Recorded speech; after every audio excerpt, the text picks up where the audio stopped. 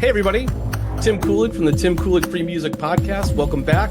Today, I have none other than Kelly Clark from over at Dork Tales. Welcome, Kelly. Hey, thanks, Tim. Thanks for having me over. Good to see everybody. Well, not see everybody, but you get what I mean. Absolutely. So yeah, man, I wanted to do this, honestly, because I freaking love your channel. I Thank you. And I think what you're doing for the DM space, for the RPG space, is beyond amazing. It's beyond amazing because I see people put things up on YouTube. Now I know you broadcast to Twitch first, right? And YouTube's like 48 hours later. But I see people do this kind of content in this space, and they do one campaign. You do several at a time. I have no idea how you pack this all in. My first biggest question for you is, how did you even get started? What was the catalyst, man? To which part? To like DMing in general? Yeah, just the whole universe. Like, what got you into it in the beginning? And how long ago was it? So it all begins in 1983. No, so I was a mostly only child from an army brat family. So my dad was military. We lived overseas most of my early life. So pretty much I spent my early years doing a lot of talking to myself and a lot of like just playing with action figures and just kind of creating everything. So the idea of doing like interactive storytelling really sank in at an early age. And when I found out about D&D in the 90s, I really wanted to get into it, but I lived in the middle of Missouri. I bought a copy of Encyclopedia Magica, which was like one of the old spell books from like second ed, and tried to figure it out because it was the only D&D product I could find within like 100 miles of where I grew up. Oh, wow. Couldn't figure it out. Eventually had a friend who ran a one-shot Vampire the Masquerade session over the phone for me when I was 16. And I actually didn't get into role-playing proper until I was in college. And then I met a bunch of nerds, and one of them introduced me to Shadowrun, and then Mage the Ascension, which is a World of Darkness game that is my baby. I think it's one of the, if not the greatest role-playing game that's ever been made. And then I took it from there. I ran a ton of games throughout my college years. Then I stayed in college way too long. Yeah, me too. I was a 12-year guy. Oh, hey, me too. Nice. And then I went, high five from my and then I went back for my master's later, which was ridiculous. Yeah, me too. I took a year off and did the same thing. I took a year off, went back for 4 years and finished that up. But it was a long journey, man. It was, yeah. I have way too many degrees. I have like a pyramid of them. I have 3 bachelor's degrees or something like that. Like do I have 3 or 4? I don't remember. I got one by accident. I got one because I was taking enough So, okay. I came up to Canada for university after my first year down at Missouri Southern.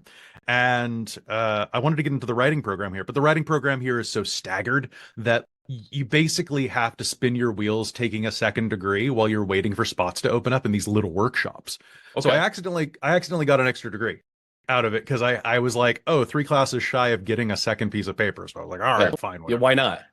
Right. So that's why I have a classics degree, which is hilarious, especially with all the talk of Roman stuff these days. Let's not get into that.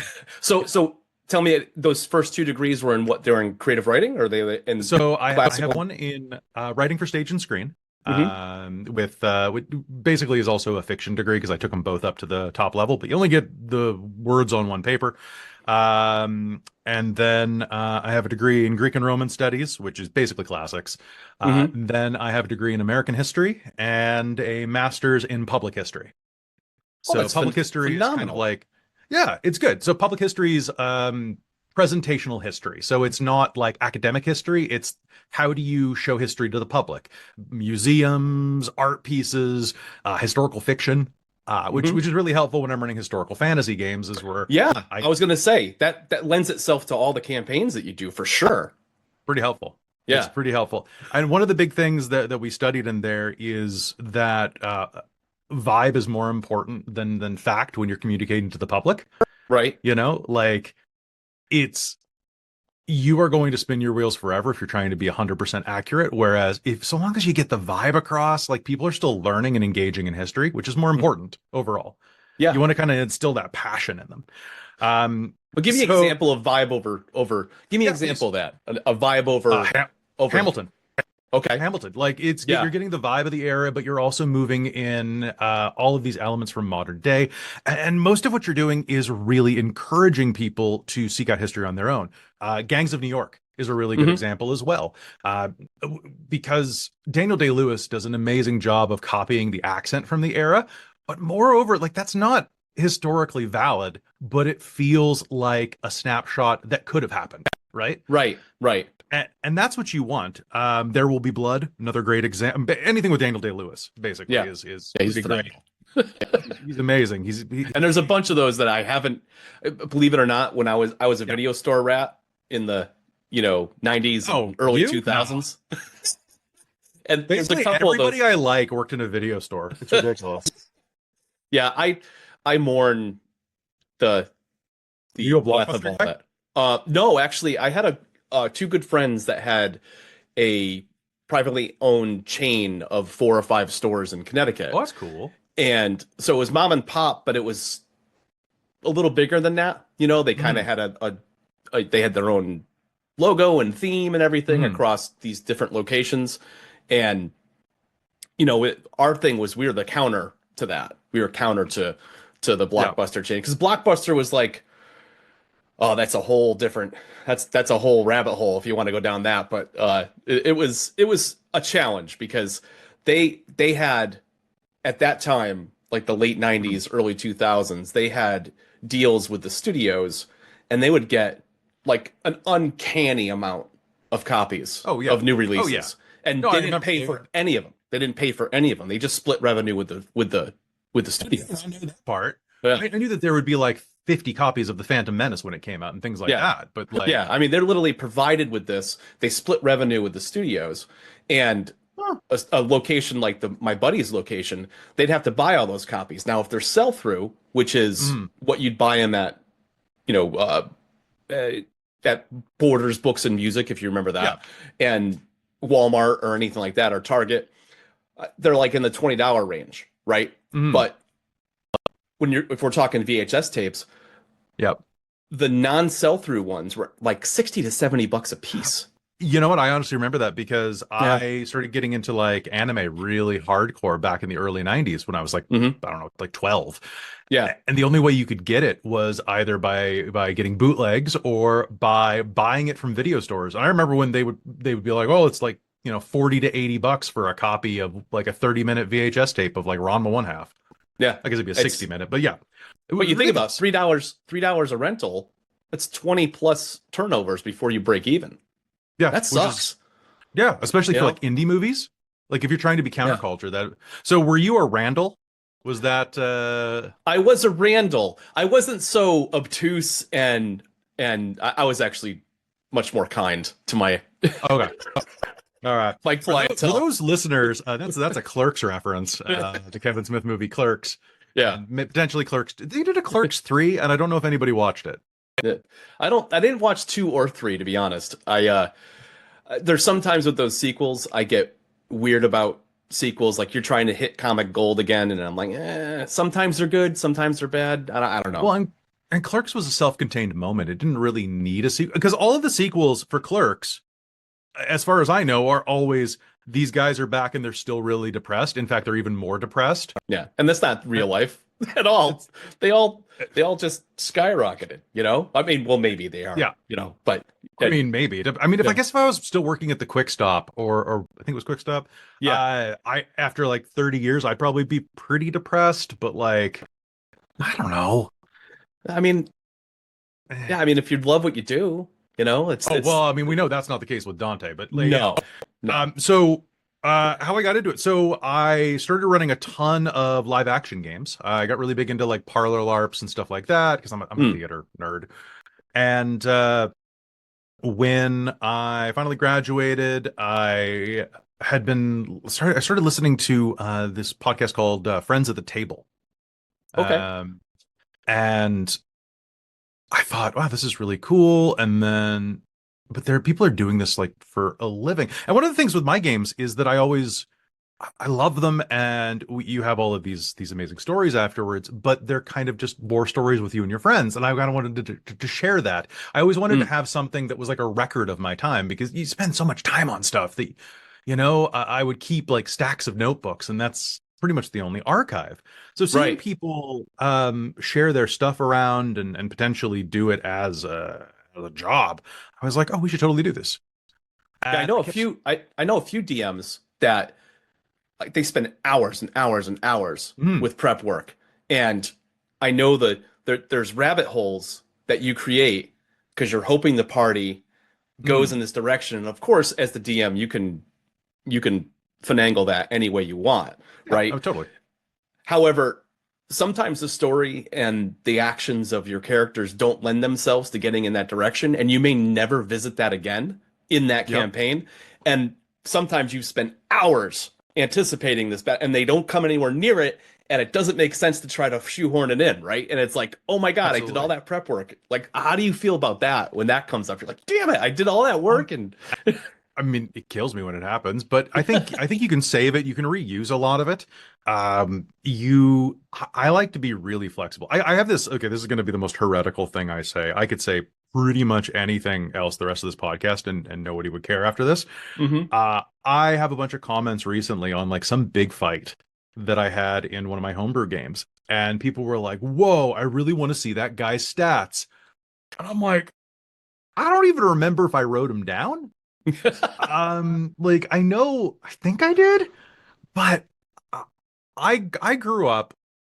Well, I grew up into a dungeon master from being a game master and a storyteller in other systems where having hard and fast mechanics weren't as big of a deal.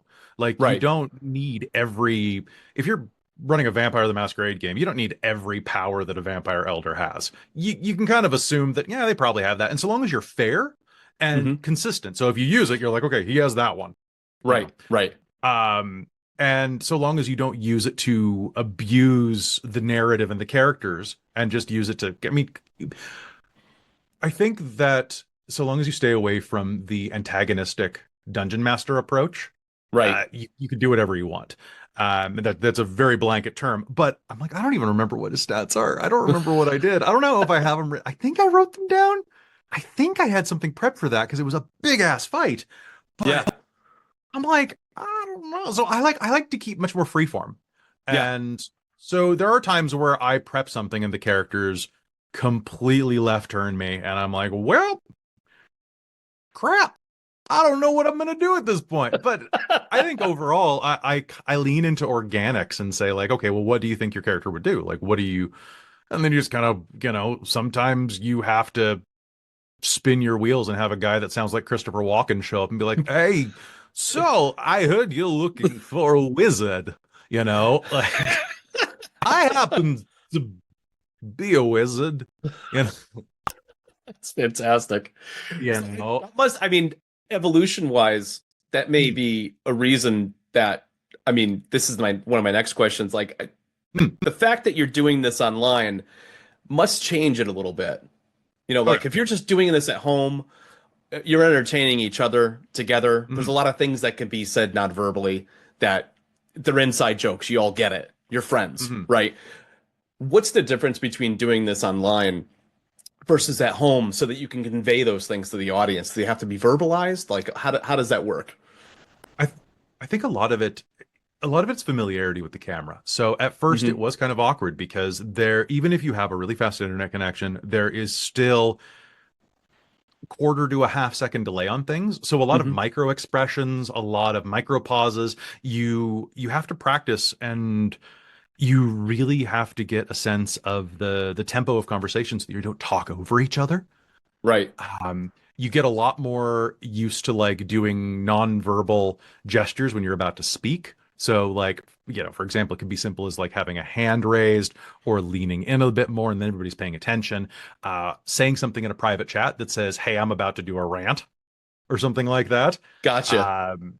So you get a little more used to communicating through those ways. But after a while, you get really used to it. And it's really it's I don't know, man. It's so much cooler in some ways. Like I love being in person, but doing it online, for one, having the audience there is a hell of a lot of fun. Like having a live chat, reacting, and Yeah. Well, that's what you there. get with Twitch, right? Oh yeah, that's one Yeah. of the reasons we do it is that it's fun to have the chat there, and there's just this. It's got a live performance vibe to it. I mean, it is a live performance, but like it has the vibe of being on stage almost, Right. but from Right. the comfort of your own home. Things that are way better. Well, things that are way worse about doing it online is that you have to deal with tech. So there's always Hmm. tech issues. Someone's always got a bad internet connection. That I mean, you get the millisecond delay. You sometimes, if you have a chat, you're going to get trolls sometimes. It's Hmm. just a thing. Yeah. And you do have to get over the anxiety of performing on camera because a lot of people aren't comfortable with that either because of how they see themselves physically, how they just are shy people. And it's a Right. really Right. good, but I think us moving through the pandemic really helped with that because people got so used to Zoom calls, Right. right? Like, I mean, that's literally what we're doing right now. This is a Zoom call. Yeah. Um, Yeah. Yeah. I think you just need to be comfortable in your own skin and realize, honestly, for lack of a better, nobody gives a hmm, shit, right? nobody Like give, well, and they're the people there who for do give a shit aren't worth your time.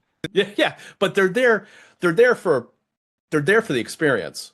You're Mhm. not going to be 100% of the time. It's just not going to happen. You're going to forget your place. You're going to Yeah, have an awkward connection. Like if you ever had an awkward connection with one of the characters and work that into the story and kind of sometimes, twisted that yeah, around. like Yeah. I mean, sometimes absolutely. We have one player that suffers from. We have a couple of players actually that do this because we're nerds. It's weird. We have health issues sometimes.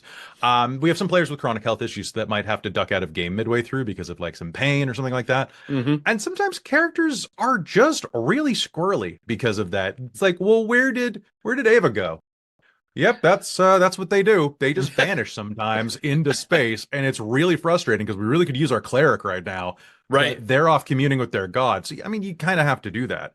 Right. Um, I guess other downsides of the playing online is that you do get people who get really, really weird about dice rolls. The number of comments I have because I have my partner is particularly lucky when it comes to dice rolls. Now, this is in person, this is online. They're not going to lie about this. Like, if you think your player is lying to you about dice rolls, you probably shouldn't play with them Right. because you've already broken that trust with yourself. Um, I mean, sometimes it happens though. So, Well, that's why some people relegate all that to like roll 20 or something. Like you have yeah, to roll on the platform because this ensures accountability, right? some Like people that's I've had people demand that in my YouTube comments. Oh, I want visual dice, or they want like a camera on everybody's dice. I'm like, I'm not paying $100 per player for a webcam that I then have to light and set up. And a lot of graphics cards can't handle multiple cameras, first of all.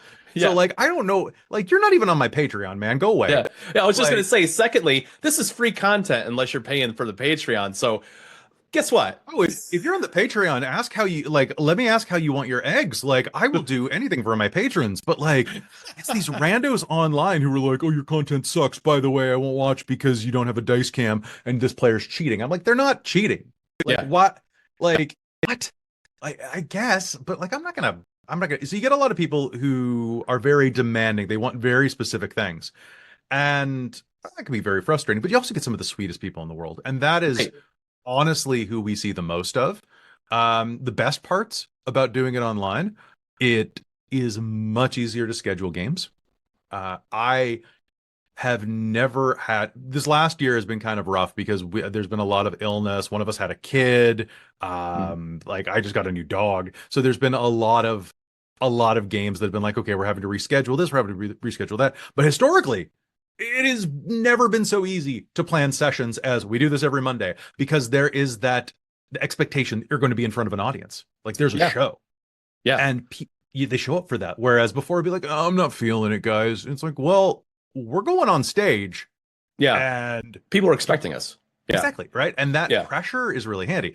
But the number one greatest thing about doing this over Zoom or over Ping or however you use it is everybody gets their own bathroom Yeah. during the That's break. right. Oh my God. We used to do it in my living room for Dork Tales, like the first year, and the bathroom breaks were the like awful Yeah. because Well, you got everybody like would a half an climb up. hour and half an hour later, right? And then Oh yeah.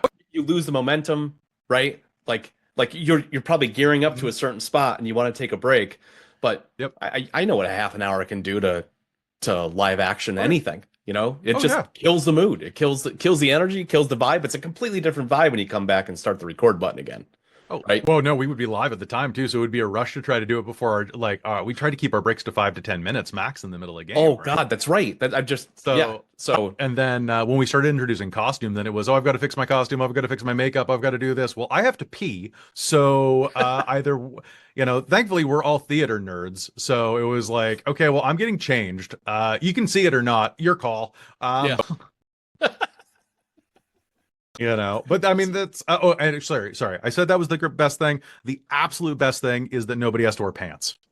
Yeah, I you I can literally do it in your PJs. Like I doesn't matter. Yeah. I have so many pairs of joggers now. Yeah. Like I'm wearing joggers right now and a pair of Yeah. Spider-Man slippers. Yeah. Like Well, it is 9:30 in the morning, right? I don't right, yeah. like it's like Those this is are my awesome. work uniform, man. Like It's I fantastic. love that. So yeah, and as for the original question, so Dork Tales was just kind of something we were doing for fun after a while. Like we got into it because one of my friends was participating in the Extra Life charity. Okay. And I was like, I should run some games for that because, like, well, we won't play video games, we'll play tabletop games. And it was my excuse to finally kick my ass into like starting a channel. And then Hmm. we just kept going from there. And when the pandemic hit, I had just had two contracts that I was on end right before the pandemic in they ended in January.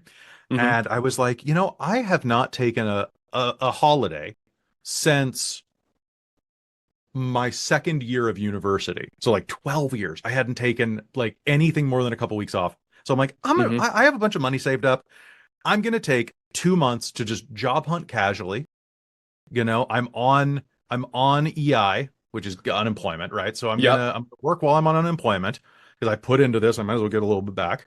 And then I'll hop back into it. And then the pandemic hit. That must have been that must have been the well, outside of the pandemic, it must have been the most restful 2 months you've ever had in your life. Like you It don't like was it it takes was a few pretty weeks, okay. right? It takes a few weeks to like unwind that like gotta go, gotta go, gotta go, gotta like Well, and then I actually scored a job. I scored a gig in February that was getting geared up as a historical reenactor at a lighthouse. oh wow. So I had to go in, do a bunch of interviews. I had to make they gave it was really cool. They had a bunch of props out on a table. This is for like a provincial park. And you had to pick an item off of the table and give a lecture about it. Without having any idea. Or No just prep. You just off the snuff, off off the the spot. cuff. I mean, this is my kind of thing, right? So it was Yeah. great. Well, It got given to the point where your history background, I would say, dude, oh yeah, you nailed it. it You was must have nailed it.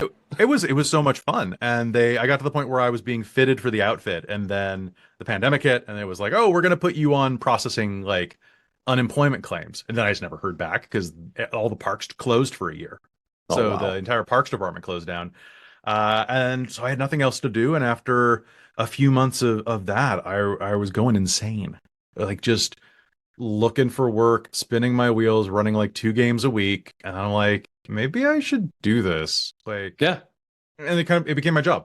So Yeah. that's what I do for a living right now. I got a That's part-time so little gig amazing. on the side doing some editing, but this is what I do. Yeah. Yeah. If you can do what you love and it pays the bills Mm, and maybe a little bit more and you get a little bit ahead, that's all you can ask for, right? Like that's yeah.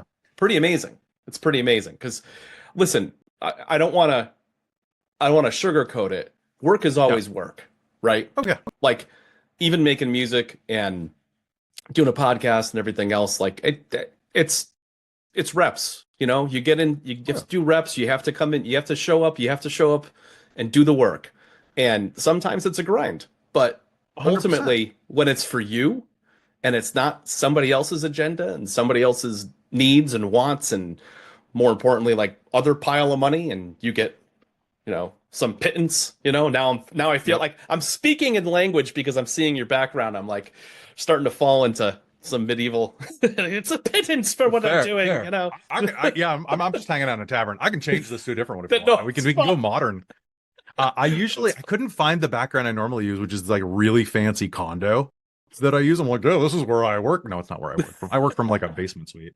But like, my office is the living room usually. So, I've been working off the same folding table for 4 years. Have you always incorporated homebrew into your campaigns, or is that something new that you've delved into? And So we originally started doing homebrew. Mhm. That was the majority of what we did, and it wasn't until like 2020 when the Wizards of the Coast Dungeons and Dragons pre-written adventure, so like a book of adventures for those who don't know D&D. Mhm. There was like Like one long Fan form Delver's one adventure. of those, right? Exactly, yeah, yeah, yeah. Yeah, yeah. So a book called Rime of the Frost Maiden came out, and I was like, okay, when this comes out, why don't we run this? We'll run it like day one, and we'll costume it. Because we're LARPers and theater nerds. Like, let's actually do costuming for a change. Hmm. And that started this trend where whenever a new book would come out for Wizards of the Coast, we would run it. We would be the first people to run it when it became publicly available. We would run it to conclusion. We would put our all into it. And that's really helped the channel take off, is that people got these books and they wanted to see how other people ran them. So they would Mm. watch us, and then they share those with their friends, and then we on quite a few of those books are the preeminent YouTube channels or YouTube channel for Mm. those books. Like I Yeah. think one of them are Wild Beyond the Witchlight. Our first episode has, now these numbers are not Markiplier numbers, but in the tabletop space, the first episode has like 55,000 views, which It's not nothing. that's not nothing. Yeah, that's I mean, that's it's not a that's makeup nice. tutorial, but like it's Yeah. not TikTok numbers, but like Yeah.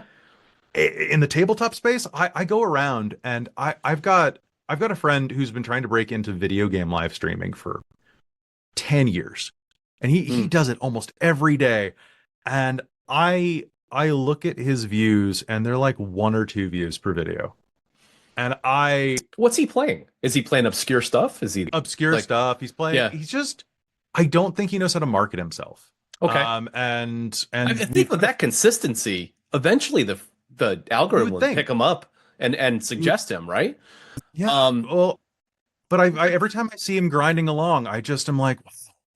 Like, I mean, I best I can do is throw some views. Like, we don't really talk anymore. It's just life yeah, stuff, but it's it makes, and looking at other people in the tabletop space, I see how hard it is for other people to get traction, and I feel really lucky.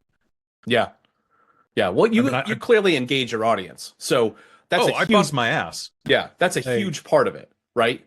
That yeah, literally, responding to comments, responding to yeah, people on Patreon, encouraging people to give you 100%. feedback, all those things. I think the more people feel involved with the show and Mhm. involved with the characters in the show and ultimately the production in general, Yeah. they're going to want to stick around. They're going to want to see you succeed. So they're going to download the show. They're going to watch it. They're going to stream it Mhm. in the background even if they're not watching the characters, like they're going to support you any way they can. And I think Yeah, that's and super important. Your show has to speak to the audience that you've gathered, right? yeah, 100%. And like, you have to market yourself. You have to find that like middle ground between saying that you're the greatest thing ever and also knowing you're not. You have Hmm. to be humble, but you also have to be like, hey, we're trying really hard. We're doing the best we can. Please come help us. Please come watch this. You have to, if you don't do calls to action, nothing happens. And it was really Right. funny. Like one of my editors for some of these role-playing books I work on the side, once called me the master of self-promotion. And I'm like, I'm not a business guy. I just go, hey, come read my book Yeah. because I wrote it. And I'm like, what's the opposite of that? Like, just don't read my book. I mean, like, you just hide. You're like, oh yeah, I might have written a book. No, like, Yeah. Yeah. Be proud of what you made, right? be And be like, proud. hey, Don't. if you like this content, you might like this. So why check it out and let me know what you Yeah, think, right? Like yeah, I feel like a great call to action is a soft ask on top of some other value you've already given away for free, yeah. right? Well, that's why. Yeah. Well, Dork Tales stuff, like a lot of tabletop game groups have like paywalled stuff. The Mhm. only thing behind our Patreon paywall is we have a behind the scenes podcast we do once a month. I sit down and I have one of these basically with somebody. Yeah. That's the only thing the Patreon gets. They get some like early content, and Hmm. we have some shows that go on Patreon like 3 to 4 months early, but then they go Yeah. public because I like I was in school for 12 years. I've been broke. Yeah. I get it, and I watch YouTube constantly. I don't have the money to pay for every Patreon of every creator I watch, Hmm. so I get that not everybody can pay for like Dork Tale stuff. Right. You know, I think that information and entertainment should be free. I also think that people should be able to live comfortably while they're making it. But you know, if you can't afford it, I'm going to give it to you anyway. You Right. know, maybe Right. maybe someday you can. Right. Oh, that's always been my philosophy with the music because it's Oh, like 100%. I need to offer the value first, and down the road I know because I just know the patterns of other royalty-free musicians that came before me that Hmm. lo remove the paywall and people will use it all over the place, and Oh then yeah, they I use your ultimately stuff all the time. yeah well ultimately That's how we met, right? Is that's correct I that's found correct what was the first one? Here There Be Dragons, I believe yeah was the first one I used for Dragonlance, and I yeah was like, oh, this is a banger. oh thanks man Oh hell! Oh, just the I don't know what that horn is that you have there. The boom boom. oh Oh that man, was just like a oh what patch is that? It's not even a native instruments patch. It's like a is it not? no, it's not a Heaviosity or native instruments. It's like a third party. Um, oh goodness, what is the I don't It's know, at this dope as point hell. I Like it's really so should go good. back. But so I mean that's how we met. Is that like I had watched other people start putting like trailers out for their games, and I Yeah. was watching. And I'm like, I come from an anime background, really, like an anime music video background and all that. And I'm like, okay, bet I can do this too. Let's see what I can do. So I Yeah. started making opening sequences for a lot of my games that are like, hey, this needs to be like 1 minute ish. And it needs to like grab you by the hair and be like, hey, watch this thing. It's really cool. By the way, Right. how cool is it to be a player in a game and have your name in the opening credits? Like that's so cool. It's so cool. Totally. Totally. I see that opening montage to all that like obviously I've seen uh Philander am I Fandel? Fandelver. It's a weird. I didn't come up with it. It's one of Um their. oh is that their opening? Or is that No. I mean the oh name Fandelver. oh yeah.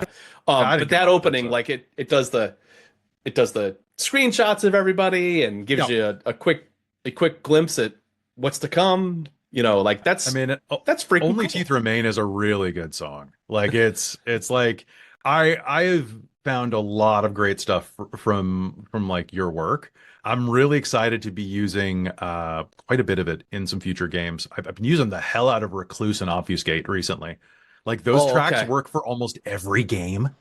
Okay. Like it's right. Like I'm like, oh, let's throw some Obfuscate in here. Let's because I like to have Yeah, just music playing during the games, right? So to anybody that doesn't know what he's referencing, that's off of a Cyberpunk album, which isn't necessarily RPG slash D&D, but I never know what people are going to use it for, it works right? for D&D Yeah. because it's not like there's a level of like kind of techno vibe that you have like there's a threshold where it's like oh too much, but it's Hmm. like okay that could be a synth, but it might not be, right? Right. And I'm like Right. I put that in a fantasy game. Oh, You when have I to have an drop in atonal instruments, yeah. Yeah, like the oh atonal man. instrumentation is We fun to have do. you're gonna like this. So we have a new game that's coming out on our Patreon. It's a Mage the Ascension game, and Hmm. it's set in the 1920s.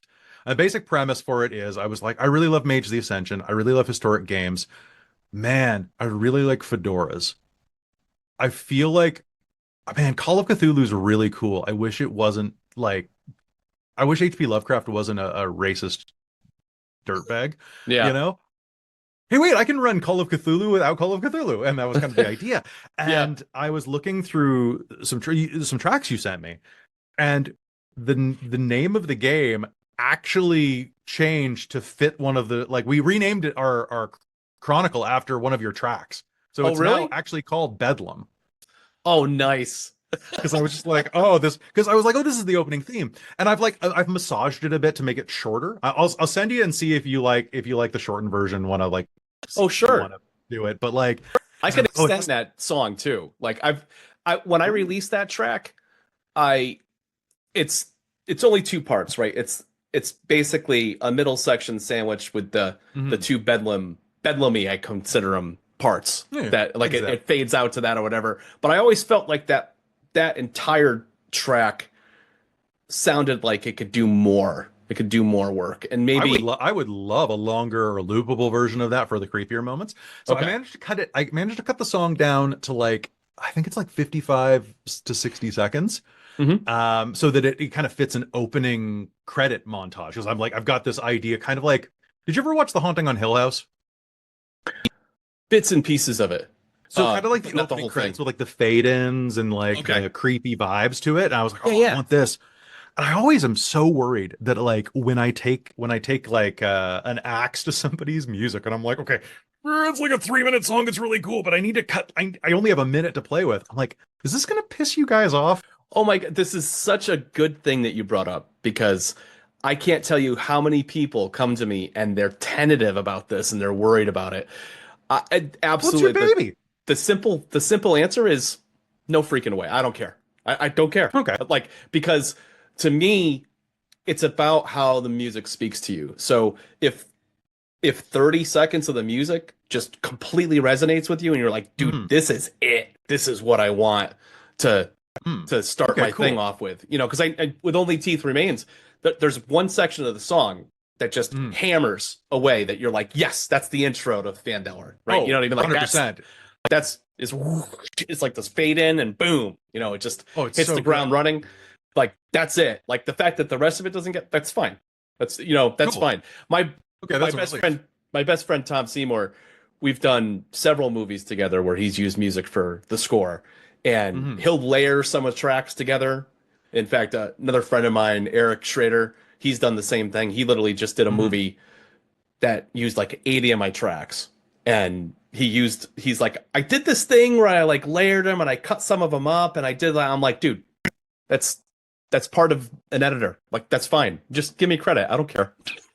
Nice. You know? Well, and that's a big thing, right? Like, uh, a lot of people do ask, like, "Oh, where do you get your music from?" I'm like, just check the show notes, man. I credit everything. Yeah. Like the only times, like, I even credit the stuff I don't have to, right? Like a lot of, like, I buy a lot of licensed music to use from. We had a sponsorship for Monument Studios for a while, Yeah. and Dark Fantasy Studio. I bought a bunch of their packs on Humble Bundle back in the day. Yeah. I don't Gotcha. have to. I don't have to to source them, but I Right. do because I'm a historian. I kind of have to. Right.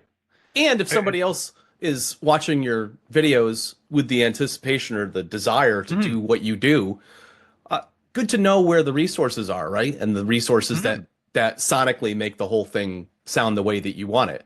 And I've always been, 100%. since I've gotten super serious about producing and releasing music and making it available, I've been very humbled by the fact that, like, look, I know I'm not the only resource, and I'll never be the only resource for you or anybody else out there Mhm. that uses my stuff. And I'm actually excited about that because when I come out with something new, Mhm. it's another chance for you or other creators to revisit my catalog because you're like, oh, Mhm. you're continuing to grow, you're continuing to make music, grow as a musician, and that just that's the way I touch on all the different genres is simply based on the fact that if I kept doing orchestral or D&D Mhm. style stuff all the time, like I just start Mhm. writing the same song all the time, right? Like Fair. I would come back to it because that's kind of what you like. It's in your DNA, right?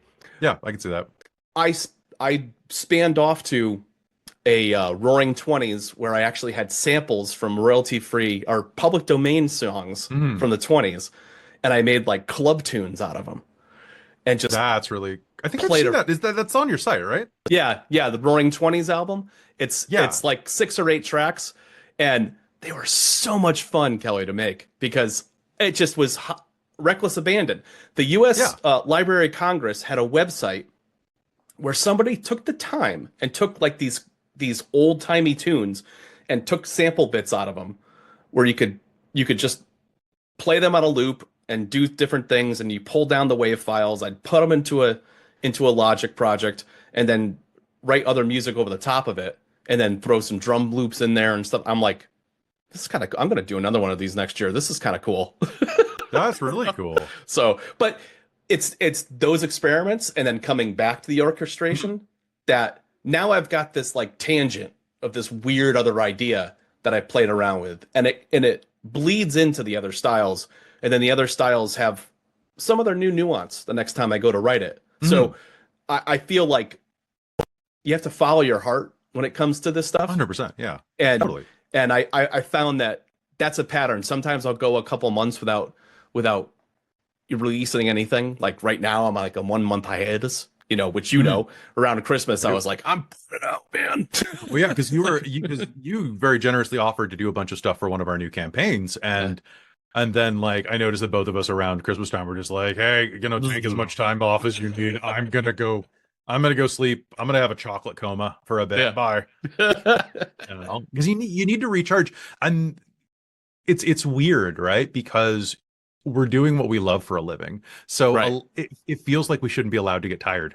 Yeah, And like there's people expect guilt. it. People are counting on us, right? Like you've got content that people are counting on. People are expecting me to keep producing music because they're excited about it. I release 20 albums a year. Who the hell releases 20 albums of music a year? So last year, if you include our charity games, we filmed more than 200 episodes in 2024. And we had tons of cancellations. We had probably like 30 games that ended up being canceled because of illness or babies or so. Yeah. Wow. That's you're why averaging 4 a week. Yeah. Or more some weeks. Yeah. I actually started so this year, one of the big things that I'm doing is trying to step back because it was affecting my health. Yeah. I can only imagine. Really? Yeah, right. It apparently I used to be like, I was getting real fit right before the pandemic. I was going to the gym like 9 times a week, like sometimes twice in a day. Yeah. I haven't seen the inside of a gym in 6 months, and you can really tell. Like I walking my dog wins me sometimes now. If he decides to go up a hill, like I can get your ass out of the chair, Kelly. But maybe you and I can motivate each other because I did the same thing. I did the same thing like 6 months into last year where 2019 I had a PR for a half marathon. I did it in 2 hours and 5 minutes. Holy crap. And I could walk a mile in 2 hours and 5 minutes. I'm sure you could do better than that. Is that a full marathon? No, half. Okay. So still really impressive. I don't know marathons. I'm gonna say it's 13 miles. I know you guys are the metric system. I know I'm American. Come on, it's fine. Okay. It's fine. I had to get a new car recently because my Kia Soul, let's just say I sold my soul because it was dying. And my partner's so mad because I have all of the internal stuff because you can set all the digital stuff. It's all set to Fahrenheit. Yeah. She's so mad. She's like, I don't even know what this is. What is 73? And I'm like, it's warmer than 72. Yeah. I know there's a math equation you can do. It's some crazy math. All I know is negative 40 degrees is the same centigrade in Fahrenheit. And I think, yeah, and 100 is the same. No, not 100. Negative 40 is the same, and maybe 20 or somewhere. Something like that. No, 20 is pretty warm, actually. It's weird. Yeah, 20's, yeah, that's right. All I know is that I don't want to be anywhere that's too north of 30. Right. 30 is like 89. Yeah. Right. Yeah. So like anything north of that, if you're in the 40s, just leave. Because that's like 105, 110. Yeah, you're talking Arizona and But it's a dry heat. Yeah. That's a dry heat is an oven. And that'll kill you. Yeah. So yeah, well, I'm not interested in that. Have you looked at the people in Arizona? They look like jerky. So does the land, for that matter. Oh my god. So what would you give advice-wise to somebody that's aspiring to that? Clearly, there's people that watch you that aspire to do this and become that. What kind of advice would you give them about it? You've clearly been doing this to start their own games, or to stream gaming, to start their own D&D campaign, or even if it's just for themselves. Man, for yourselves, just look through all the options, find a game that speaks to you. Like if you like Star Wars, there's a Star Wars game. You don't have to play D&D to play Star Wars. Like you can go get the Star Wars Fantasy Flight game's really good, actually. The dice are ridiculously expensive because they use their own special dice for that one. But okay, man, it's not the standard You, deviation of like 4 the and D 6 and the yeah, D&D ones. you can use those, but you have to use like a key to figure out what numbers are which. So they make most of their money by special printing dice that have weird like Star Wars symbols on them. Ah, okay. And but it's actually, if you can afford the dice or if you can make your own, like it's super worth it. It's a really cool game. But like I would run something that you want to run. Like D&D keeps trying to fill all of these bases. They recently last year put out a book of heists. There are better games to run heists. Blades in the Dark, for example, Okay. is a fantastic heist game where it's got all sorts of mechanics for like flashbacks to like the prep period and the Right. I know a guy, you know, the Ocean's 11 style stuff. So Oh, finding so a they're game that not one speaks, shots, they're longer campaigns. you can They're do either. oh, Yeah. okay. Yeah, you absolutely can. I mean, hell, remember the TV show Leverage? It has a role-playing game. Oh, okay. Yeah, Oh, that's wild. Now, I've you seen know. people do somebody uses my music in a Vampire the Masquerade. Actually multiple. I've because Oh yeah, I can see that. I do this thing because it's hard to get feedback, as I Mhm. imagine you're aware of. Maybe not at this point with the fan base that you have, but as you're building an audience, Mhm. it's hard to get feedback because I mean, like maybe 1% engages with your content if you're lucky, you know, Yeah. the 1 out of 100 people that stop by. You're great if you get a thumb up, even more great if you get a comment. So Yep. at least once a month, I don't know if I ever told you this before, but at least once a Hmm. month, I go out into the interwebs, specifically YouTube, and Hmm. just do a search. And then I look for everybody that's given me attribution and uses my music. And I go in and I check out a little bit of their content and I'll comment and like the, I the, was super excited when you commented. I was like, "Holy yeah. crap, Tim Kulig like just like commented our video. That's dope as hell." Yeah. Well, it's a small gesture to show my appreciation and to help the algorithm a little bit in your favor, right? And Yeah. and it's I'll tell you, I've had overwhelming success with it. Most like 99% of the people have a very positive response and vibe. And I'll tell you another secret too. I even Hmm. go in with certain channels, like there's like a French channel that does like Reiki or meditation stuff. I'll Oh go into yeah. Google Translate and I'll actually comment in their native language and take the time to do that just to show like, listen, That's really cool. I'm not just coming by and you know showing my face here so that people will come to me. I'm like, I'm trying to add value to you. So uh it's been Hmm. overwhelmingly good and it That's really feels really sweet. good and it's a neat behind the scenes marketing ploy that I think it takes a lot of time, but the Well, it's value. connection building too, right? Like Yeah. as you get all of these people, like you're building a network. Yeah.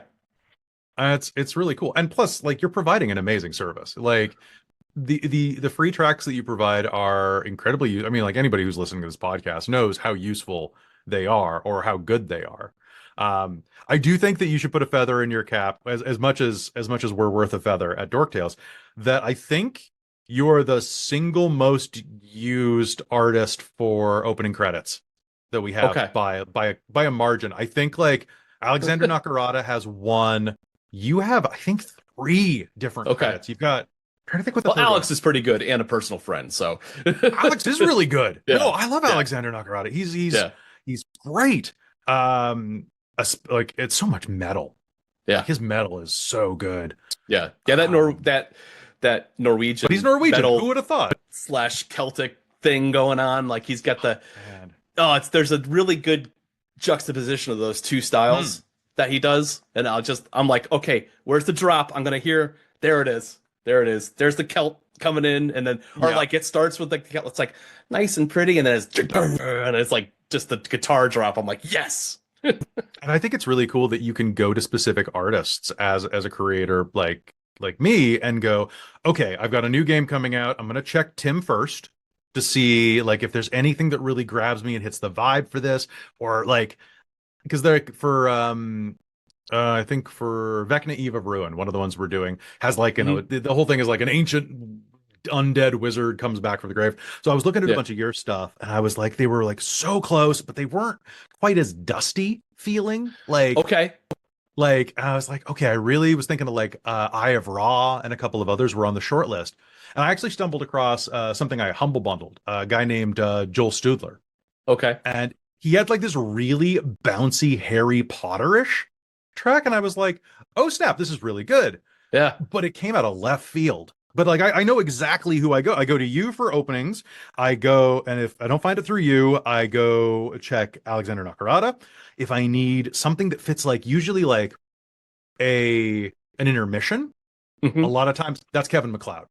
Kevin Yeah. MacLeod's stuff is great, and it's like it can be mild or it can be bombastic. So it's really good for like, I don't want to say this because if he hears this, he might take offense, but it's really good. You can find really good hold music. Oh God, he wouldn't be offended Yeah. by that. Okay. Oh, no. No, he's again, he does do elevator music specifically a lot of times, yeah. doesn't he? There's literally a track called that. I've used it, I'm pretty Yeah. sure, for an Yeah. elevator scene because they're the funniest it's, scenes to run in a tabletop game. I'm sorry, that's my track. Is it? His mine's called elevator music. His is called local forecast, and there's two versions. There's a lo-fi version that Mm. sounds like a shitty speaker in an elevator, and then there's Oh, beautiful. like a full stereo version. And I don't Okay, think so the stereo version gets used nearly as much as the one in the elevator, because the one in the elevator is absolutely creating an environment. You know what I mean? that and you need that. You need Yeah. that when you're streaming games. I find like anything you can. So back to the question of what advice do I have? Yeah. Do whatever you can do to make yourself stand out. We do music, lighting, costumes, promo videos, trailers. We do immersive art. We our production quality for this type of thing is nuts because we're manic about making sure we bring as much as we can. But if you're just starting out, remember if you're starting out trying to broadcast, and I think you could definitely get behind this, is audio quality is primary. Yeah. Yeah. If your picture's a little fuzzy, that's fine. So long as people can hear you, you know? Right. Right. And you can also rip that and throw it up on a podcast. I've also heard that audio quality, they'll give you a little bit of a break on that if the content is there, right? Yep. I mean, if you have constant clicks and pops, people are going to get pissed off and move on. But honestly, people will be giving about that and balance and stuff if ultimately they're being entertained, right? Yep. Like that's really what it 100%. comes down to. I've stopped myself from getting tripped up on that only because, again, like I told you before, this is secondary to me, the podcast, and I do incremental small step improvements on it every show I do. This will be 38th, somewhere between the 38th and the 40th show I've done in like a year and a half. And now I'm consistently trying to do it once a week. And the idea behind it is like every show is a small improvement over the first one. Or if it's not, it's an experiment to see, can I use this new technology? Right? Like case in point is this thing, Riverside.fm. I recently went to Podfest in Orlando, which it's the longest running podcaster expo in the world. It's been going on for 11 years as of this year. A guy local to Tampa is the one that started the whole thing, this gentleman by the name of Chris Kremitzos. And it was literally like a 5-day everything podcasting.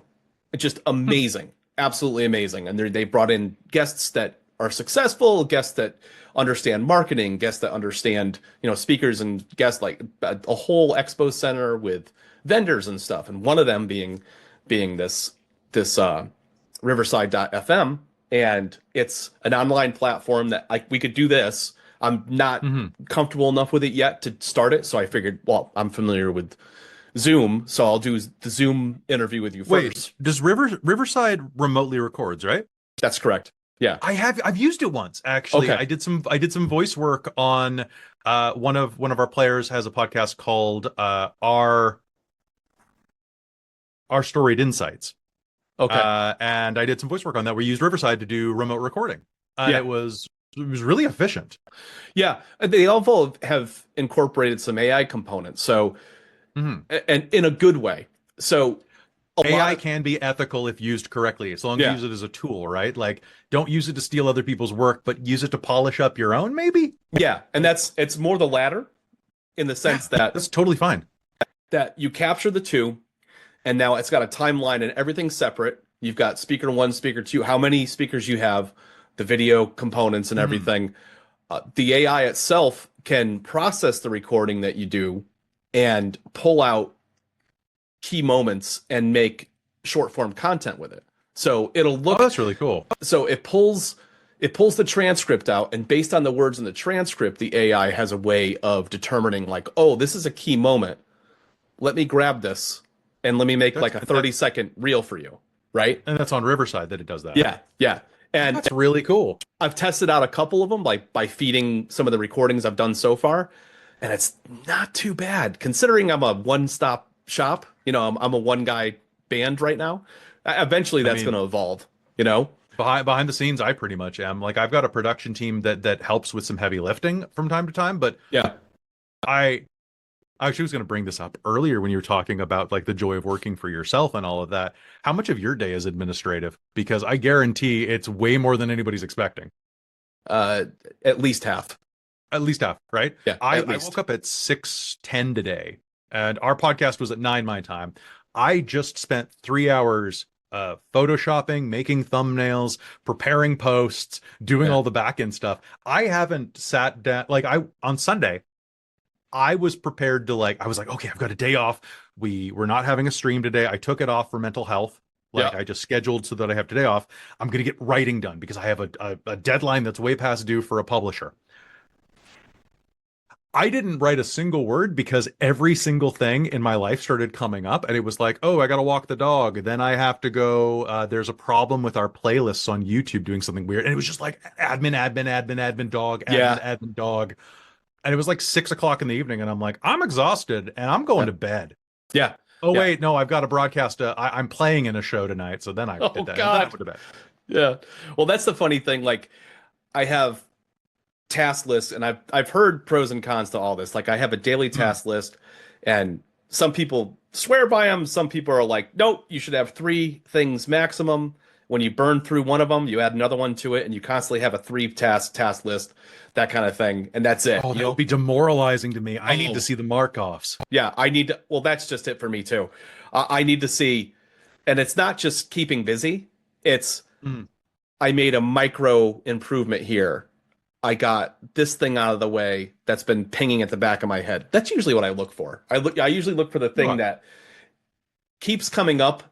And in my brain, I have a mental checkbox that keeps getting additional checks on it. It's like, okay, you've checked off 5 times you need to go and do X task. And you haven't gotten around to it, and you keep punting it. Why are you punting it? Well, 9 times out of 10, the perception is, oh, it's going to take me all day. And then I have to resolve myself that day to be like, look, okay, so today, that's the only thing on my list. And that's the first and last thing I do, if anything else today. You know what ends up happening most of the time? It takes me less. Oh, dude, it takes me less than a half an hour to do. Yeah. Right?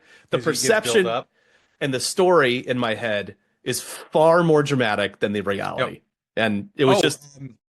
It's the same for me at the beginning of every month. So on my Patreon, I'm only supposed to do this for certain tiers, but I do it for everybody because I love everybody, even if you're in just like the throwing a buck at me. Right. I record your name as a thank you for the end of like our podcast version. But at the beginning of every month, I totally freeze up because I'm like, oh, I got to go through the entire Patreon list. I got to make sure everybody's in there. I got to re-record names. I got to splice. That takes 20 minutes. Yeah. But I get paralyzed by it because I'm like, oh, it's so much work. It's like a half hour. I wonder if you splicing it in. I wonder if you could. This is where I think about like ChatGPT or like agents, that you could program an agent to pierce into your or look at your Patreon and look at all the members and just create a list for you every month and just like click. And then it just like gets all that in there. And then every month you just update it. Save it. Like, it may take you several hours to set that up to begin with, but once it's in place, it would solve like all that extra work. that That's you never fair. have to do again. You know what I mean? What I'm really excited by is what you were talking about with clipping short form content, because one of the Yeah. things I really want is to have more shorts. Yeah. Because I do Especially a lot with of content. TikTok, like, you know, like Is it back? Is it here? I don't know. it's back in the States. It's back for like 90 People are days. taking phones that have it and have it installed on it, and they're selling them on eBay for like thousands and thousands of dollars. So Damn. they're not wiping out the apps on the which I don't understand how this works, because you still have to be registered under your Apple ID Yeah. to have an account with Mhm. TikTok, but you can't download TikTok right now. Not in the States. I used to, back in like the 2010s, I used to have an app on my phone called the Rock Clock, back when the Rock was doing a big push for these things. Yeah. And it was an alarm clock that basically had a bunch of sound clips from the Rock being like, "Hey jabroni, time to wake up." You know. I've never uninstalled it, but you can't get it anymore. Like, Oh, no kidding. I don't even think it works anymore. Because I got it. It was on my Samsung Galaxy One or something like that. Like it doesn't function on the latest. I don't know. Let's find. iterations I'll of- check. I'll see if it works actually, because it's got a bunch of cool sound. Oh, this would be great to hear. There's one alarm where it's just a chainsaw to wake you up. I still have the Rock Clock, but I had it forever. But you just can't get it anymore. That was is it disturb gone? the hell out of me. Oh no, it's gone. It's Oh, gone. no. It didn't make it over. It was a lot of fun while it lasted though. But I don't know. The whole TikTok thing is wild. That is a long discussion. Oh yeah, that could be a whole podcast in and of itself. Oh my god. Just Do let you ever- go ahead. Did you ever use music to subtly encourage your players to make a decision one way or another? 100%. Oh really? Nothing works better than like, not this exact song, but like the Jeopardy theme, or like the Sonic underwater. Dun, dun, dun, dun, dun, dun, dun, dun, dun, dun, dun, dun, dun. Yeah. My favorite instance of music, and never, disclaimer, never ever do this to a player. So anyway, what I did to a player was back when I was in person running games, back in like at the end of my college career. I was running an end of the world game for Vampire the Masquerade. And one of the things that happens is one of the vampire gods has the ability to, he's basically like a god of insanity at this point. And anybody who is part of his bloodline, he eventually can like enter their minds and control them. At the end, it's getting really crazy at the end, literally. So I used a lot of music in my games, but I had a player who was getting ready to go away for like a backpacking trip for like 3 months. And he was going to leave the game. We were going to run without him, and then he'd come back later.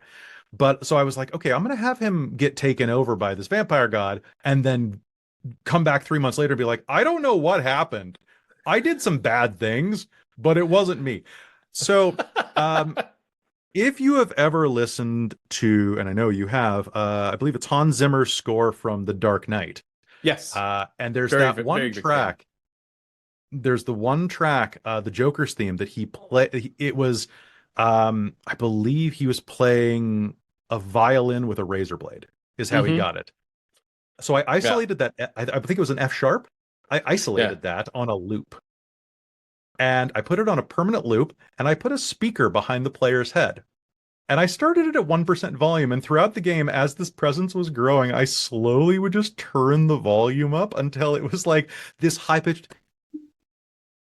Yeah.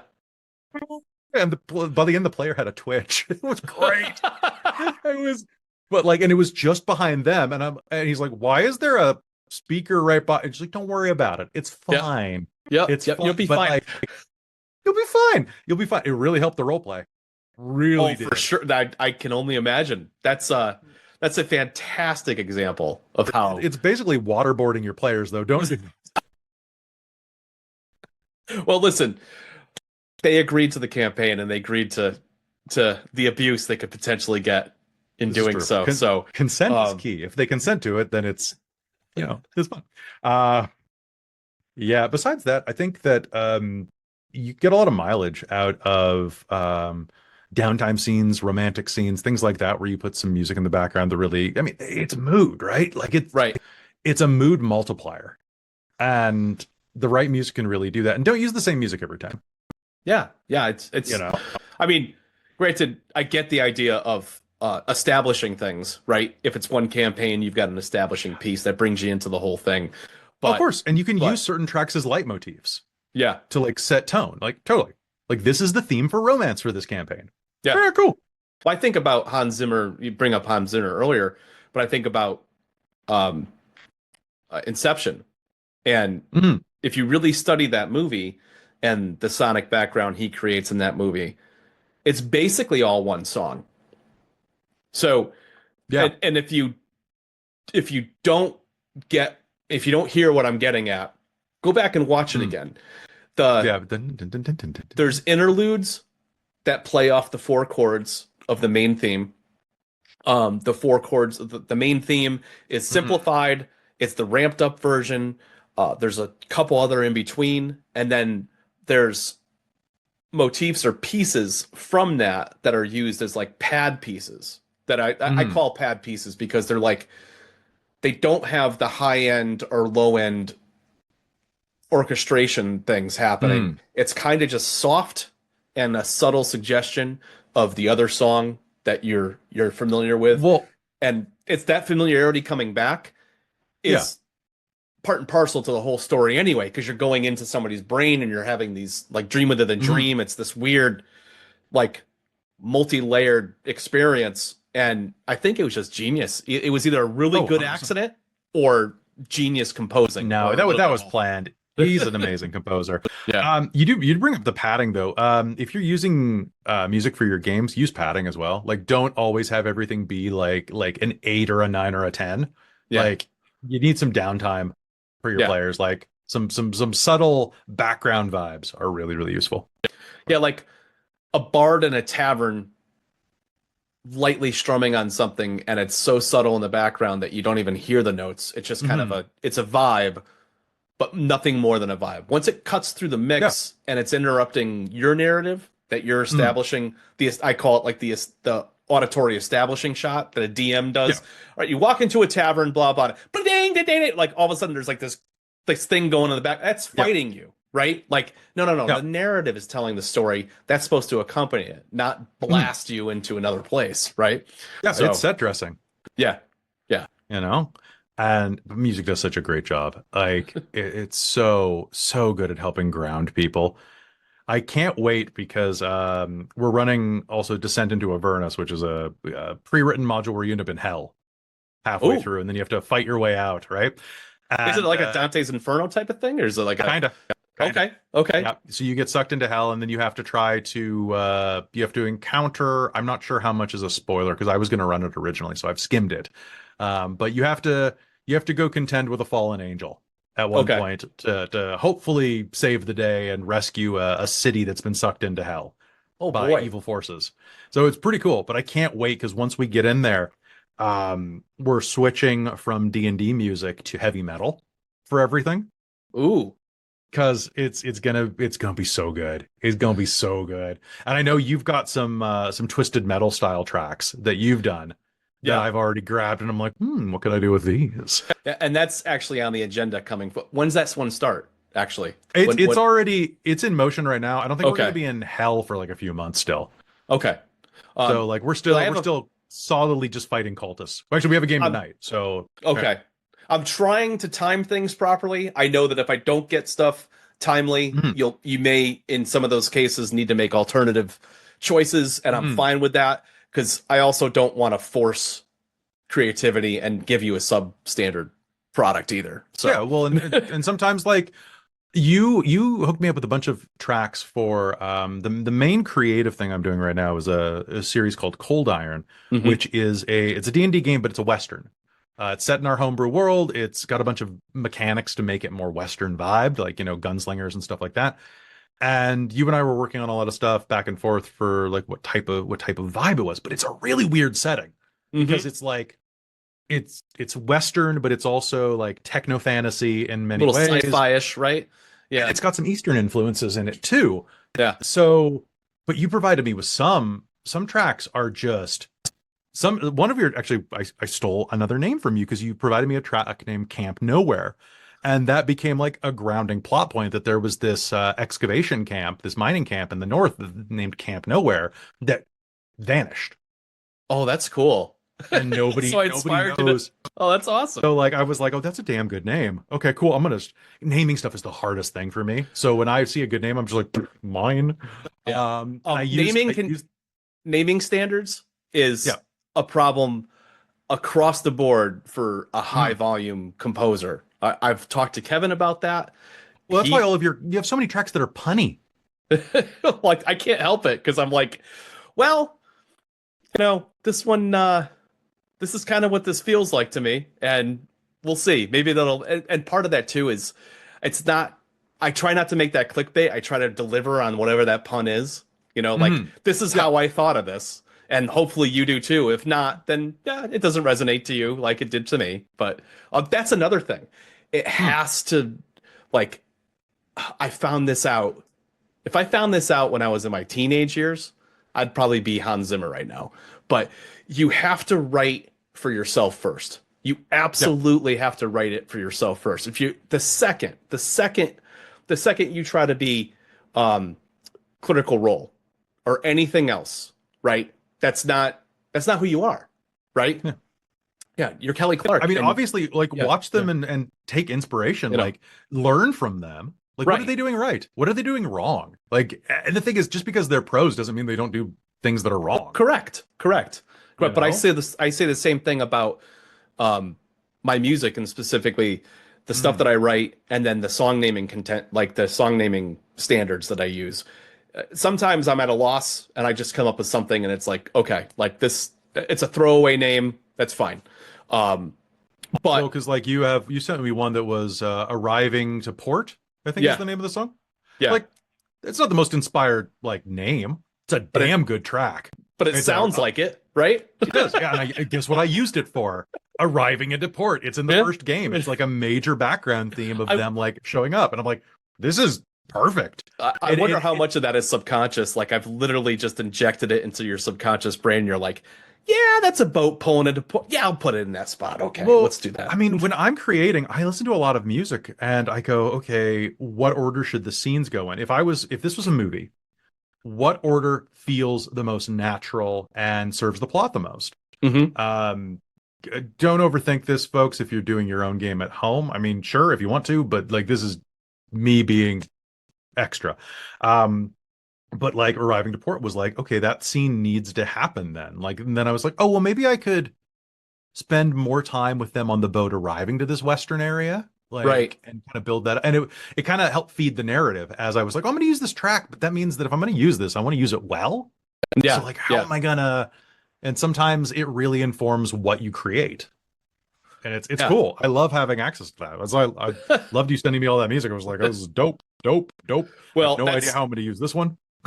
that's literally where I'm at now is I just finished I had an interview last week with a true crime podcast that uses my Ooh. tunes and she's delving into a secondary podcast now that's paranormal in nature. And she was looking Ooh. for an intro and I was taking my break time.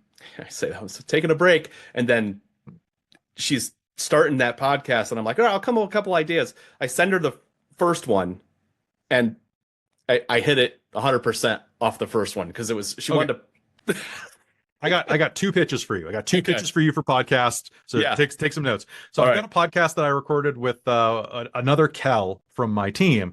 It's never been it's everything's still in the can, hasn't been edited, but it's called The Essential Killer. And the Okay. idea is it's a true crime podcast where we're coming at it. She's a criminologist, I'm a writer, and I'm like, let's build the best fake serial killer. Like what is required to build the best, like biggest hype, but still could be possible. Like we get a Hannibal Lecter? Could that happen in real life? Let's build a killer Okay. out of this. So it's So all it's conceptual. It's not real yeah, it's life all conceptual. stories. Yeah, yeah, yeah. Yeah. And then we create real life stories around it. Well, real life. We create the fictional universe around the character. It's kind of cool. The other podcast, I have a D&D podcast that we're starting up soon called This Podcast is a Mimic. As in Mimic the case as in that the treasure chest yeah, that eat yeah. people. So if you have like a 10 or 15-second idea for that, send it over, man. I need an opening track. We're going All to start right. recording that this month. or next month, not this month. It's almost the end of this month. Absolutely. And here's the thing I would encourage you to do.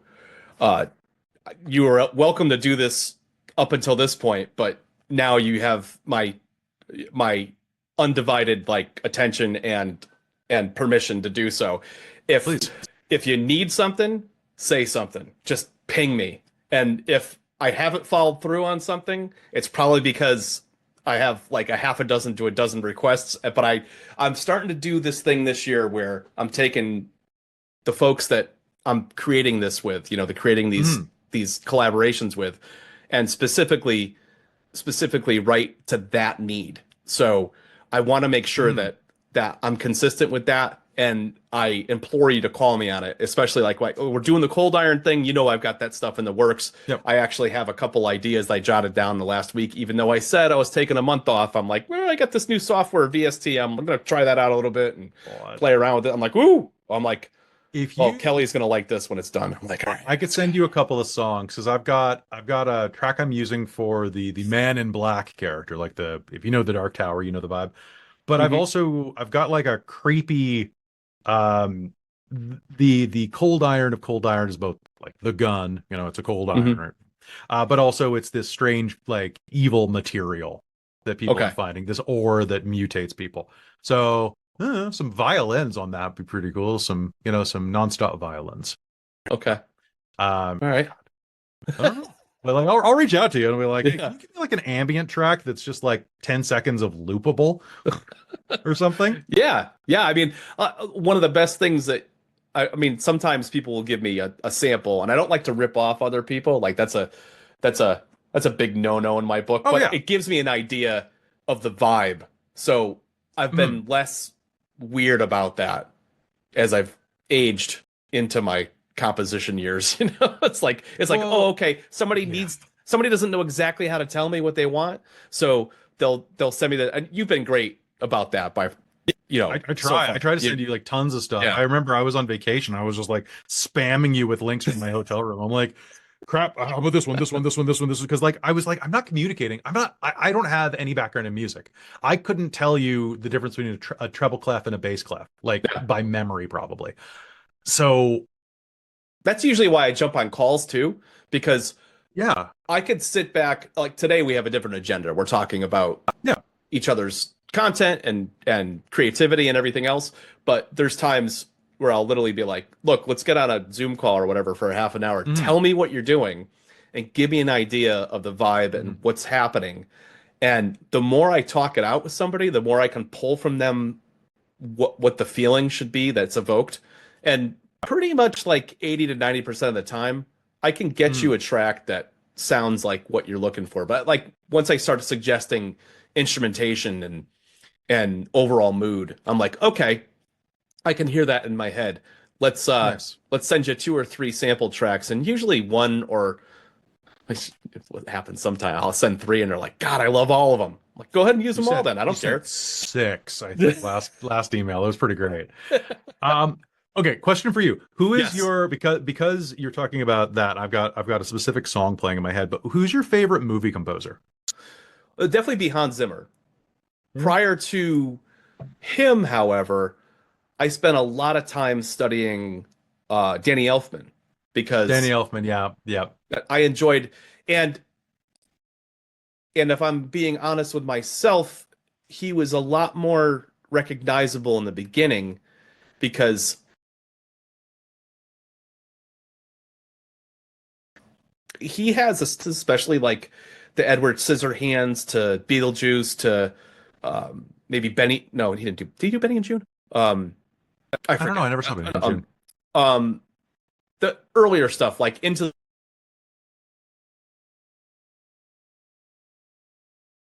the mid to late 90s for Christmas, and was starting to do other things. His compositions evolved to a point where I'm like, oh, it's Danny Elfman. I'm like, oh, that sounds different. Okay, there's that, and I feel like he grew as a composer, and now when I go back and I don't recognize it, I'm like, there's something else that you learned along the way, and you're bringing something else to the table now, What's your favorite era of Danny Elfman? Is it current or like when? let's see what he did a Spider-Man. He did Spider-Man. I was going to say Spider-Man Yeah, 1 and 2. yeah, and Probably. I was I, pretty amazed at that score. I was like, wow, because first of all, mm, it has its thing. It does have some of his DNA in it, but it definitely shows him evolved as a it, composer. it feels insectoid. It feels spider-like. When you listen to Yeah, the it feels like legs. yeah. And it's so cool. I am not a composer. I am not a music guy, but I am obsessed and have been since I was a kid with I'm not sure, I'm going to butcher his name, but it's either Basil or Basil Polidorus, Okay. What from remind me? Conan specifically. Oh, okay. Yeah, yeah, yeah, yeah, So yeah. Conan, Starship Troopers, RoboCop, Oh, yeah, but like yeah, huge drums, a lot of choirs. Oh my God. yeah. I'm obsessed. I always am. But it's going and talking to somebody and being like, "Hey, can you throw together a track with me with a choir?" They're like, "No. We're not no."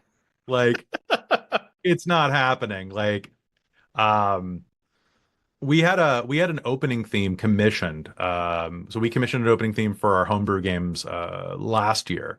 Okay. And when we were talking about it with the group off the beaten path, we were kind of bouncing back and forth ideas, and I was like, "Well, what about this? What about this?" And they're like, "What you're looking at is like a $5,000 song," and I'm like, "Okay, we'll ease off that Yeah, right. because I have to buy food this month Yeah, and for right. the rest of the year." Um, 'Cause but I think about really unique orchestrations, and mm, me and my buddy Tom always go back to Jerry Goldsmith yep. and um what was it? Why am I drawing a blank on it? It's Total Recall, the original one Oh yeah, yeah, yeah, with yeah, Arnold yeah. Schwarzenegger, and this is Yes. that's Total Recall before Total Recall was orchestrating before keyboards were a standard in that. Mm, So he had this thing where he used the woodwind instrument section and the flutes and everything to create that airy, flighty, you're in space feeling. And it just was, it was like just a gorgeous way, like to just make you feel like you're on Mars and you're somewhere else. I felt like it was otherworldly using traditional instrumentation. And honestly, it's I'm really listening to it cool. right now. Are you? Yeah, yeah, yeah. That's a It flute? yeah, yeah. There's that. I mean, there are keys in there. There are keys mixed No, into. not what I'm listening to though. It's the No, yeah, that's a holy crap. yeah, yeah. They did. He did a hell of a job before that technology was available, pretty widespread. And I always had appreciation for people that can make things sound otherworldly when they only had limitations on the things that they could use to make something sonically. You know? Man, it's I love when people do magic tricks. Like, and Hmm. that's basically like what especially I mean, I guess everybody who is works in the creative field at all, like it's all magic tricks. It's all Yeah. smoke and mirrors. Like it's the nobody's wearing pants underneath the camera lens, right? Like and I absolutely love that because we have so many people ask, well, what do you do for asking about makeup stuff for characters? And it's like, well, you you don't or asking costume details. Like, what does the back of the costume look like? It looks like safety pins. Yeah. Like, why would I like, if I'm facing Yeah. forward, why would I do the back? Yeah, That's an there's extra nothing to 20 focus hours, on back here, right? As you long as know? the front face is doing the thing, that And yeah. And it's like, oh wow, you guys like, yeah, well, contour your jawline if you have an exposed or grow a beard if you're a guy.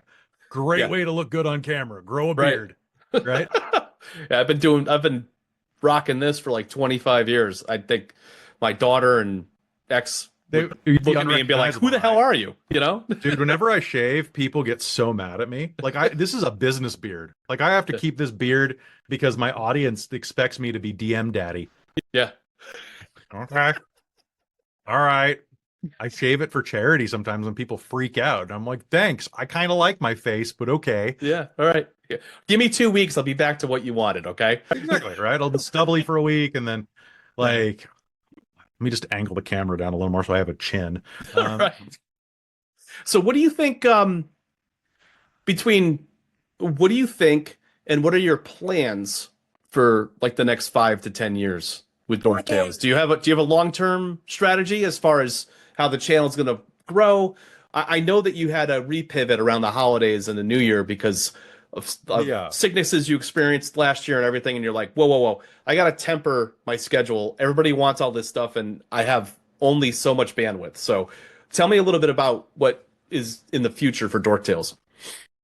So right now, what I'm doing, I mean, I'm still running. My goal is going to it sounds so ridiculous when it's coming out of my mouth and I'm not the only one in the room. I'm trying to get down to running only 3 or 4 days a week, only 3 or 4 Hmm. live shows a week. Yep. Ideally, I would not be the one running one of those. I would just be either playing or doing tech for it. Um, and then I get 3 days off. Oh, off. I mean, I don't have like 3 days on the beach. That's like 3 days of doing administrative work. Maybe one day I actually take off. That Right. would be nice. Right. Big day, one day a week that I could take off. I think that my home life would be a lot nicer. Yeah. Because it's a lot of pressure on your relationships, right? Um, being busy all the time. But beyond this, it's kind of weird because in the D&D space and the tabletop gaming space, we're seeing a lot of changes in the flow of tabletop games and what people want out of them and Mm. what the audiences want. So right now we saw during the pandemic there was a real skyrocketing of viewership because people didn't have anything to do. But Right. now with the economy as it is, people working more, people stressed about money, like things are starting to really level off. And I'm not sure where the growth opportunity is beyond what we're currently doing. So I'm looking at ways to grow in related fields. Like we're going to be starting to do a bunch of side projects, like the podcast I mentioned. Hmm. This podcast is a mimic. There's going to be a series of how-to videos I've been threatening to do for like 2 years because people want to know how to do things, and I want to pass on what meager advice I have and hope that it helps people. And it's Yeah. also good content. I want to get more into writing and developing because it's something I'm passionate about, but it does take a ton of time. Yeah. And I also have to look down the line and see what's going to happen in like I think that Dork Tales is going to be around doing stuff no matter what. Even if in a couple years lifestyle changes mean that it has to be cut back. Yeah. Uh, it's I I would like to make this sustainable as a primary income, but I'm gonna have kids in a couple years. Right. I need time to spend with them. I need something stable, and if this can't be that, then it's going to be a hobby. But Right. we have such a wonderful community. I'll never give it up. Yeah, that's an Um, interesting thing about in addition to the music stuff, I know you mm, probably know this and my audience does, but if you don't know this, I also help produce movies. yeah. So I've done documentaries, narratives, that kind of thing. And the primary person I do it was my best friend Tom Seymour. He Mm, uh he has a 5-year-old. So 5 years ago, the whole game changed, right? yeah. Doing things on site, it changed for two reasons. It changed because his life changed by having a daughter, and also the Mhm, pandemic. So a lot of the productions that we did had to get pivoted into a way that we could do a bunch of stuff remotely, remote interviews, mhm, archival footage, that kind of thing, but also tell a compelling and interesting narrative about whatever the subject matter is that we're dealing with, and get people to be interested in it, like it, and get some awards and some film festivals, which we've managed to do. So that's awesome. it literally just, as long as you're not rigid, Kelly, about Yeah. how things are supposed to be, I think as those points in your life evolve, you're going to find a way and a path to keep doing the thing that you love and integrate it into the things that are new and you feel excited about, but like push I out hope that so. extra time, right? So, Mm, it basically comes down to how much do you love it and how much do you want it to be a permanent part of your life? And I think you can manage it, and you're really good I at it. It would be a shame if thank you you. if you gave it up. I would be I I'd don't be think I very don't think I sad. could. I don't think I could. I think the longest I ever took off from it, I took a year off. Oh, I didn't Yeah. take a year off. I took about 6 months off. But even then, I had to assemble a group when I was teaching overseas. Like I had to, I don't know. One of the things I really love about it is that because of the ease of doing online play, it's it doesn't matter where anybody is. I've got friends who are moving like halfway across the province in the next couple months who are members of Dork Tales, and Yeah. they're able to do that move because they feel empowered that they're not losing their friends, they're not losing their community. They're still Mm. going to be able to be on Wednesday night shows or something like that. And because so much of our interactions are online, it's very freeing. Yeah. You can really work around people's schedules. And yeah, I mean, things are going to get more complicated. But I mean, they always do. I Yeah. appreciate the advice. Like Yeah. I'm not going to give it up. I'm addicted to it. Yeah. I But can't imagine you doing so. besides, I need to trick people into buying my book somehow, right? Like buy my book. And if you're developing all this homebrew content, are the books homebrew content? Is that ultimately what it is, or is it stories around the universe of, or some Um, combination therein? both and other. Like I've got a couple of novel ideas in the works Hmm. that I'm hoping to start breaking ground on pretty soon. A lot of stuff is very topical, so I want to like strike while the iron's hot. Um, I used to want to get into production and script writing, Mm, because I've got a degree in screenwriting, right? So I right. was gonna go into that, and then it's just such a hard industry to break into. Yeah.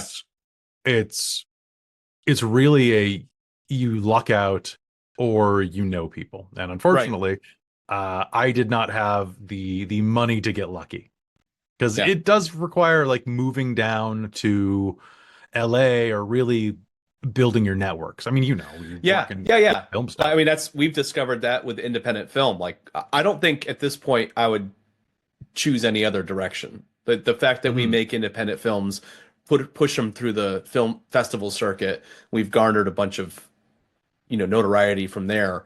But I Mhm. don't, it would have to be a special arrangement and collaboration for me to force my hand into like the LA environment, because I know most of that has a really big, price tag agenda. We could talk forever.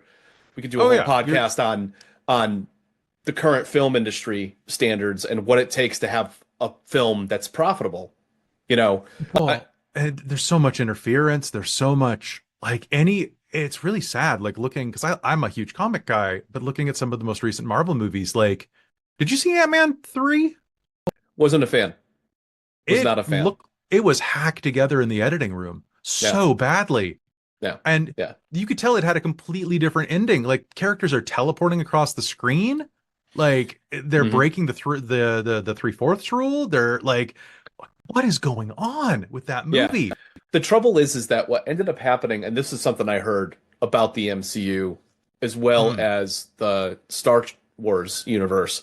The problem is that when you talk about a multiverse and you're trying to strike gold a second time with another Avengers arc, right? Yeah, And what they're doing with this multiverse thing is they're like, okay, every piece of content you have to watch because they tie into each other, and that'll keep yeah. people engaged with the brand. Well, now you're not focused on good storytelling. You're focused on how to bridge this piece to the next one, and it may Hmm. not make any freaking sense to do what you're Well, and doing. You know what I mean? then there was also the problem that when Disney Plus launched, the CEO before Bob Iger came back, I think it was Bob Hmm. Iger right now. Yes. Yes. The CEO before him forced the green lighting of a bunch of shows that weren't ready. Right. Like they flooded it, and that's why you got a bunch of really lackluster shows where, like, after they started cutting back, ironically, Agatha All Along, the one that came out of nowhere, and you're like, why is this a show? Is Yeah. one of the best things they've ever done. No It, kidding. No it's kidding. I'd really it's skip right past that. I'm like, why do I care? You know? give it a watch. It's Okay.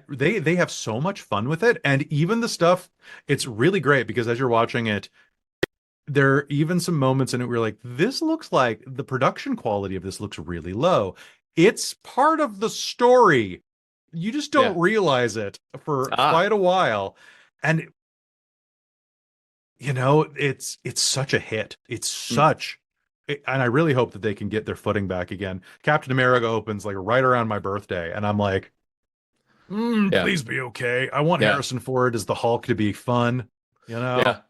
He is 80 something now. I mean, one could say I mean, I saw the Dial of Destiny, and I Uh, was not impressed. It was it made him look like a sad, withered adventure person, and I just didn't care very much for it. Not sure if that was your takeaway, but uh, it was unfortunate. It felt I unfortunate to me. It was I better than like Crystal Mangold's Skulls. work. Oh yeah. Oh yeah. Oh yeah. Yeah, it was the there's only one fourth Indiana Jones movie, and it's the one that just came out. Yeah. Uh or maybe it's the game that just came out. I don't know. Dial of Destiny was weird because I mean for a lot of reasons. I liked Phoebe Waller-Bridge's character, Mm. and I think she got a lot of undue hate for that character because she really was just kind of playing a Han Solo in an Indiana Jones movie. And that's fine. Yeah. I didn't like the third act stuff. Like at the very end, I thought that it was very I didn't like what they did. It was a little too much for me. Yeah. Yeah. And I think the other thing that bugged me was the CG young Harrison Ford stuff was pretty cool. They've come so far with that, but he didn't sound like himself. He sounded like an old man because your voice Right. changes. Right. And Right. and they should have used body doubles more often because there's a scene where young Harrison Ford is climbing up a hill after coming out of a lake or a river or something after he jumps off the train. Mm-hmm. He's walking up the hill like an 80-year-old man. Yeah. And it Yeah. I was mean, just you should have used a body double for that scene if he looks that rigid. Like and they had a lot of reshoots on that, by the way. I bet. Multiple. I think the first one or two passes that were screened did not perform well. The same thing is being said about Hmm. this Captain America thing, Oh but man, my it's fingers the are shortest one.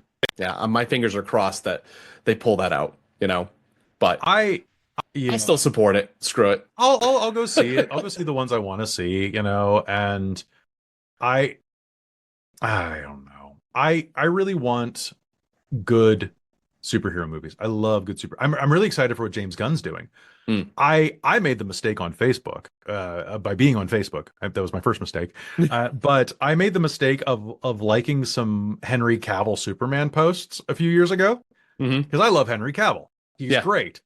Uh Now all I have is a bunch of Zack Snyder, like the toxic fan culture side of the Zack Snyder verse, posting on my timeline constantly about how bad the new movie looks. And I'm like, the new movie looks actually really good. Like it Mm. looks like it's full of hope. I don't think David Corenswet looks as much like Superman as, Henry Cavill or Yeah. Brandon Routh or any of that. But I'm gonna give him a chance. Yeah. Like, and Crypto, people were ripping Crypto to shreds because he was the wrong type of dog, that he wasn't our kind of Crypto, which is like this snarling mutt. It's like, dude, he's Yeah. the super dog. Like, just chill. Like, Yeah. also, don't hate on a dog. People were hating on the poster of him on the moon with his arm around Crypto. And I'm like, if you're hating on a picture of a guy with his dog, you're a jerk. I mean, Like, also you got to remember this too. Super, super important. super. This is for kids. First and foremost.